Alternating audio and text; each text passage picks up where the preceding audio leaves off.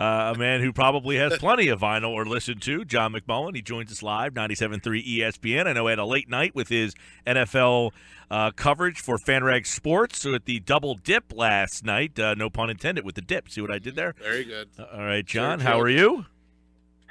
Doing well. I've gotten rid of all my vinyl, but I imagine, Peter, I'm going to guess you were a big Ohio Players fan as far as the covers. Ohio Players. The Love Roller Coaster. How about that, PT? Oh, I know. My parents had all the Ray Conniff and his orchestra records, too. I used to sift through those. Well, the Ohio Players were famous because they had a naked lady on every. That's wonderful. See, now there you go. 13-year-old Peter Thompson would have been a huge fan of that record. John McMullen's appearance brought to you by Gino, the winemaker's choice for 50 years. Visit Gino Pinto on the White Horse Pike in Hamilton, online at GinoPinto.com. Gino, the winemaker's choice for 50 years. All right, John, today the coordinators speak, and a couple of interesting things coming out from that. Obviously, you wrote about it at 97.3ESPN.com. Let's touch on Jim Schwartz, who was peppered a little bit about the questions that he is trying to overtake or, basically undermine Doug Peterson, if you will. I'm sure that he put the flames on that fire pretty quick. Yeah, he did, and I imagine if Jim Schwartz and Mike Lombardi are still good friends, I imagine Mike's got the phone call, because this all stems from those comments from Mike Lombardi and people putting two and two together and assuming that Jim Schwartz would have to be on board with that. I've said it from the start. To me, he's always deferred to Doug Peterson since he's been here.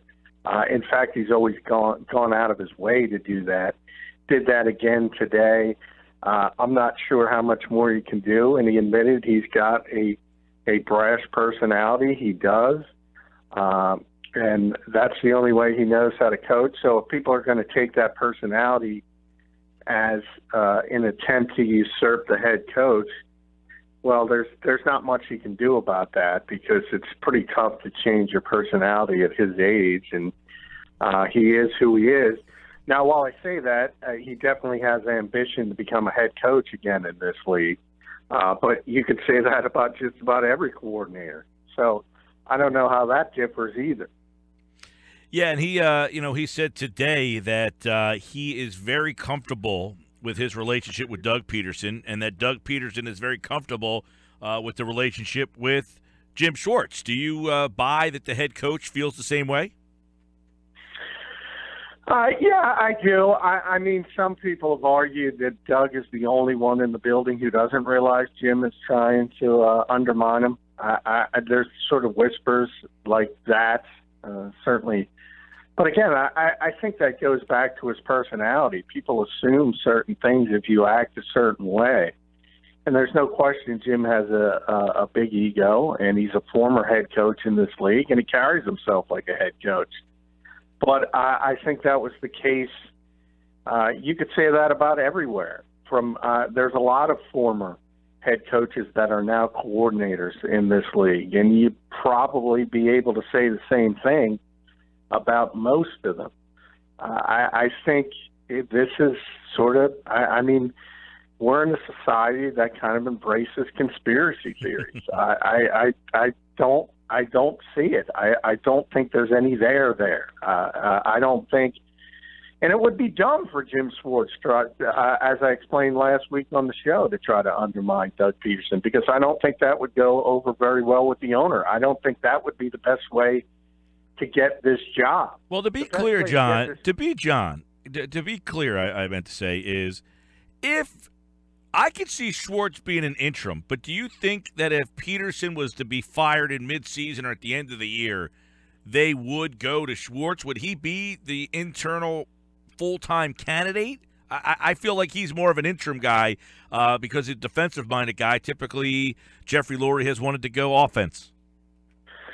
Yeah, I pointed that out when I wrote about it last week. Jeffrey hasn't hired a defensive-minded coach in over 2 decades. I don't think he would be. If things were to go off the rails, and I don't think they're going to, and it was a terrible season, and the Eagles decided to fire Doug Peterson with a game or two left, I think Jim would be elevated to interim coach. But I don't think he would be the next head coach for a number of reasons. A, you're part of that stain of a bad season. If it goes that badly, you're probably going to want to look outside the organization. And inside the organization, as I've said time and time again, if there is a next head coach in this organization, I think it's John DeFilippo jumping over both coordinators because of his age. And people just look at him and say future head coach. I don't necessarily agree with that because I think Jim would be a good head coach. But I think he's smart enough to understand if he's going to be a head coach in this league, it's going to be because he builds a tremendous defense and he gets a job in another city. Yeah, and you wonder, well, first off, with Schwartz, he was in Detroit, and the team was 0-16 previous. He got them to the playoffs. What happened in Detroit that he was ultimately let go and not given another chance elsewhere yet? The same thing that happens in most places, expectations. Once you make the playoffs once and then you sort of go backwards, it's a negative. That Detroit team was talented. When you think about Matthew Stafford and Ndamukong Suh, they've talked about that for a number of years in Detroit, consistently underachieving. And B, you can't beat Green Bay, which has been the death knell of every coach in that division for basically the last 2 decades. I mean, the last guy to beat Green Bay on a consistent basis in that division was Dennis Green. So it's tough. And when you go up and you make the playoffs and then take a step back and you have some high-profile losses, that's just the nature of this industry. Michael Kendricks described it best when he was talking about all the trade stuff, and he said everybody's renting space. Everybody, the players, the coaches, and that's just the way the NFL is. No doubt. All right, another guy renting space, at least for a little while, is going to be Jake Elliott. Tell us a little bit about the kicking situation and how big of a loss this is for Philadelphia. I think Sturgis is a guy that we remember the missed extra point and that he missed some kicks early in his tenure here, more so than the guy that was very consistent to end last year. Yeah, he has been very consistent, and even yesterday he made his field goals, and that's obviously you would like more consistency in the fact that he hurt himself. I could see this developing as a similar situation to how Caleb got here, and the fact that Cody Parkey got hurt. And remember how good Cody Parkey was for the one season, and then bang, he's gone. Because Sturgis was consistent, and he completely outkicked Parkey in that kicking competition in training camp. Here you have Jake Elliott, who's a fifth-round pick. Now, to be a kicker and be drafted in the 5th round, you got to have talent. I already texted some people in Cincinnati. He's got, as you might imagine with a young kicker, he's got a huge leg, and he was just inconsistent training camp. So they went in another direction, but kept him on the practice squad. So the Eagles actually signed him off Cincinnati's practice squad. So essentially, he's got 8 weeks to prove he's the guy, and I could see because of his age, because of his pedigree, if he kicks well, Caleb Sturgis is going to go the same route as Cody Parkey. John McMullen with us here on 97.3 ESPN. John, I did see about him that he had Brian Baldwin described him as having a monster leg on kickoffs and field goals with a real chance from inside the 60. Can you imagine an Eagles kicker that's making them from 57, 58, 59? Yeah, well, and that's the thing. A lot of young kickers have big legs, but the consistency is not there. So that's what you have to see. I do think it'll improve right away on kickoffs. So that's a number of things, but you have to watch the directional aspect of kicking as well, because sometimes you'd like to sort of kick one high and pin a team back inside the 25 with coverage, especially when Dave Phipp is your special teams coordinator. But young kickers tend to struggle with directional kicking. So all of that enters into it. But as I said, any time you see a kicker drafted, you know he's got talent. So if he can figure it out, it's got potential to be a long-term thing, and we'll see how it shakes out. But then you also have to look at somebody like Roberto Aguayo, who's a second-round pick as a kicker, totally flaming out in two different places already. Yep, saw Hard Knocks. John McMullen with us. So, John, how about one day after Doug Peterson sort of gives an endorsement to C.J. Smith, the team releases him? What do you make about that practice squad move that took place today, and how do you think that affects their plans for, this is a team in need of a corner, and they're releasing a corner? Well, I think it says a couple of things. One, I think they needed another body at practice, because I don't think Jason Peters is probably going to practice certainly on Wednesday, and maybe even Wednesday and Thursday, and probably try to go a little bit on Friday to get ready for the game. So they needed another body at tackle just for the practice aspect of it. And from C.J. Smith's standpoint, look, if he was elevated to the active roster, and they do place Darby on injured reserve, and we'll see how that shakes out, because you want, if he's going to be back in 4 weeks, you probably want to carry him on the roster. You don't want to put him on IR. So that's part of it. Either way, though, he was not going to play. It's not like he was going to be part of the base defense or be in the mix for playing time. And then the second part is, I think the Eagles realize, hey, look, he's going to be there. If they want to go out and get him back, he's going to be there in a couple of weeks. So I don't think they're really concerned about another team jumping up and signing C.J. Smith. Talk with John McMullen, 97.3 ESPN.com. Of course, covers the league nationally, NFL columnist at FanRag Sports NFL. Let's take a look around the league nationally. Sam Bradford last night with a really nice night to kick off the season. And, look, I know Sam has been much maligned by many, and it's fair if you want to judge him that way, but I'm intrigued to see him in the same offense for 2 straight years. Was last night indicative of what a comfortable Sam Bradford can be?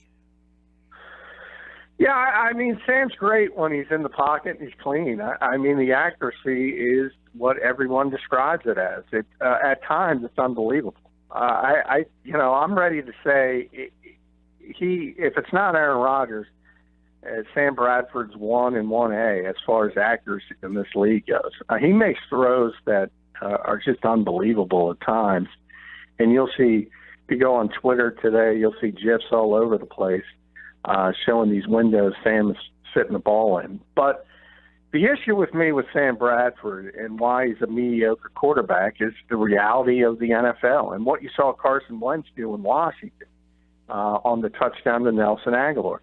You have to extend plays in this league. You just have to, because eventually, defensive coordinators, and it was best exemplified by Jim Schwartz, because he knew last year, he practiced against Sam all summer, and Jim's not a guy in love with the blitz, obviously. He knew, hey, all you got to do is get Sam off his spots, and sort of he loses it from there, because the mobility is just not there after the 2 ACL surgeries. But when you're talking about arm talent, hey, the guy, you can't knock him. I mean, some of the throws he makes are just unbelievable. John McMullen with us here on the Sports Bash. How big of a loss is Danny Woodhead, John, in your opinion, in Baltimore, because he's apparently going to miss 4 to 6 weeks? Well, I mean, Danny hasn't been healthy for a long time. When he is healthy, he's a great third down back. He's one of the better receiving backs in this league, and there's 2 things. If you are able to play that role, and he was great at it for a long time, especially in San Diego, you can also pass protect. So there's 2 parts of it you're missing. But that Ravens team, I mean, it's going to be trying to replicate what they did in 2000. It's all defense on that team. How good is that defense going to be? It's definitely good. It's definitely a top 10 defense. They were lights out against Cincinnati. I don't think it's the Ray Lewis group, but that offense is just, there's too many issues. They lost 3 offensive linemen. Joe Flacco was out there, so that's a positive. Certainly better than, say, Andrew Luck, but he doesn't look completely healthy. They're just not good offensively. So I'm not sure how much difference he's going to make. They're going to have to win games on the defensive side of the ball. John, so many teams have running backs by committee, very few bell cow backs, and one of them, though, did get hurt. That's David Johnson in Arizona. Now it looks like he's going to miss 2 to 3 months. How does that impact the Arizona Cardinals? And they just signed Chris Johnson, by the way, to fill that spot. Yeah, and they had just cut Chris Johnson. So, hey, it's bad. I mean, that's one of the best running backs in this league. And a true 3-down back, probably the second best 3-down back to Le'Veon Bell in the NFL. He can get you running the football. He can get you catching it. And he's a big part of their offense. And you saw Arizona. I mean, the reality of that team is they're aging, and they're aging rapidly. This is probably the last year for Carson Palmer. Might be the last year for Larry Fitzgerald. Bruce Arians might even retire the coach after this year. So I don't think things are shaping up as well as Arizona had hoped.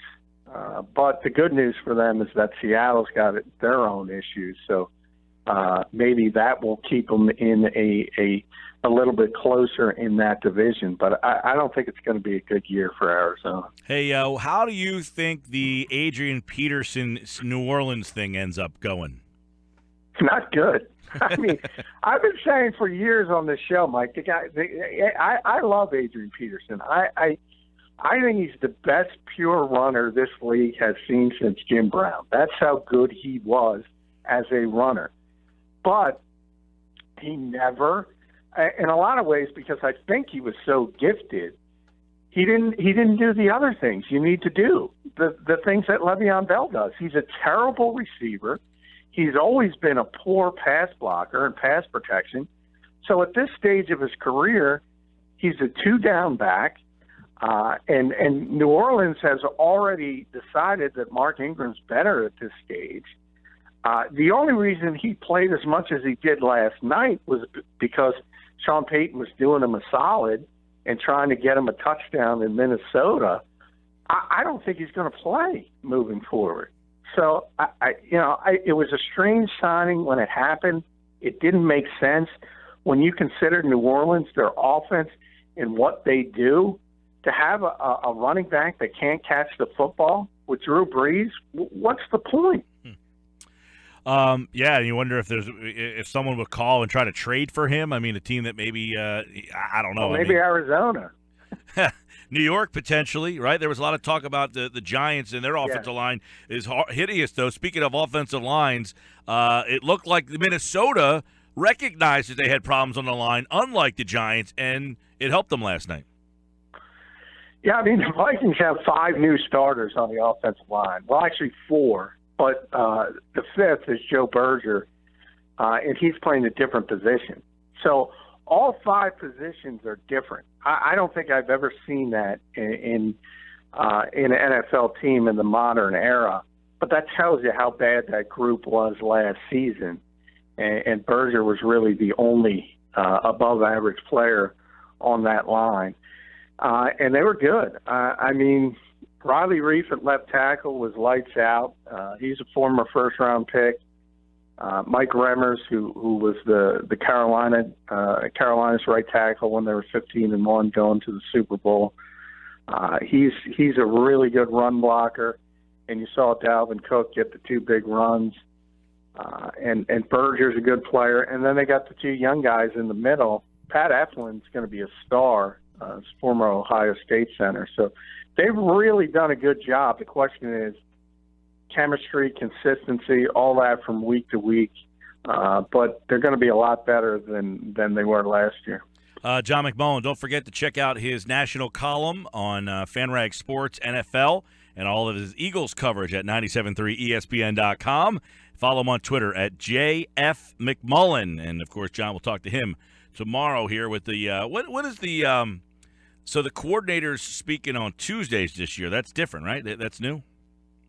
They moved it in season last year. If you remember, there were some people complaining that Jim Schwartz didn't speak until I think it was Thursday last year. Yes, and then he said, "I'll do it on Tuesday." And now people complain about that because we got to go in there an extra day. Right, that's right. Because I remember last year at some point, because you do the Tuesdays with us because there was nothing going on at the NovaCare complex, right? Yeah, and now the coordinators. And by the way, I just asked him to throw Phipp in there today, so hopefully we'll get to talk to Dave Phipp because I don't understand. Okay. Other teams let the special teams coordinator speak, and there's no reason Dave Phipp shouldn't be doing it, so we'll see how that shakes out. Future head coach. Possibly. Future John Harbaugh. All right, pal. Take care. All right. Thanks, guys.